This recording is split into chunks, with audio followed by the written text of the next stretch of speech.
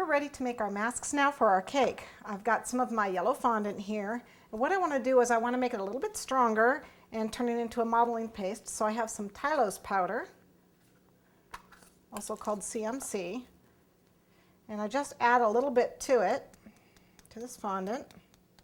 It's like a half a teaspoon to a cup of fondant. So this is more than enough for this little tiny piece of fondant. Put a little shortening on my hands here. Okay. And what this does is it gives the fondant a little more extra strength, makes it a little firmer to work with, makes it into a modeling paste so it's a little stronger when it dries. Roll it a little bit thinner if I want. I'm not going to with the mask, but I could.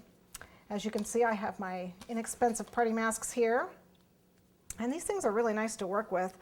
The technique for making the different shapes is all the same, so I'm just going to start with this mask and show you how to do it. And what I need to do is roll this out approximately size big enough to cover this mask.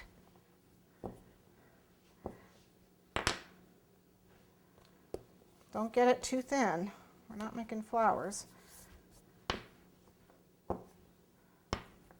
Make sure I got it big enough. Oops.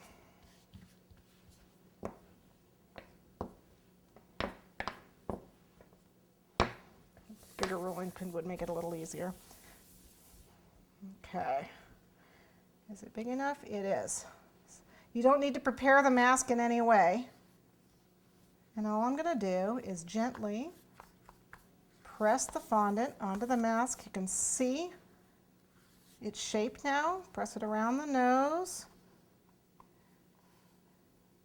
Press it around the eyes. You can get the indents here. If you like the indentations here, press it harder and you can get it. You can also use the back of the mask. So you can put the fondant here and press it around the back of the mask. I just do the front. It's just easier for me. So if I push on it, with my thumb, I put a little bit of pressure, it actually will cut the paste for me. If you have a problem with it cutting the paste, you can actually, see, and then I just smooth it with my finger. If you have a problem, you can actually use a knife and just run along the edge. This is just a palette knife. It's not sharp. You can do it that way too. But like I said, I can feel when it touches the edge.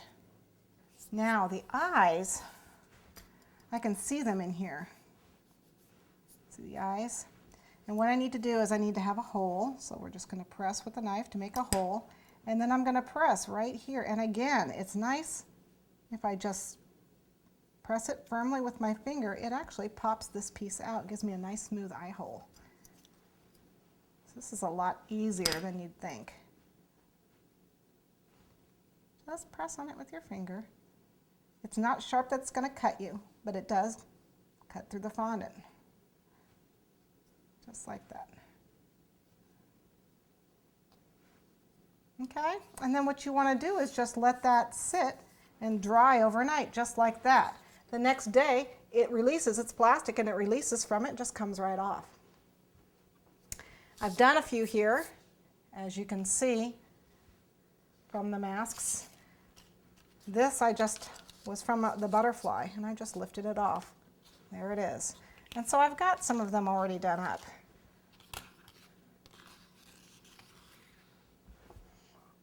I'm going to use 4 masks on this cake.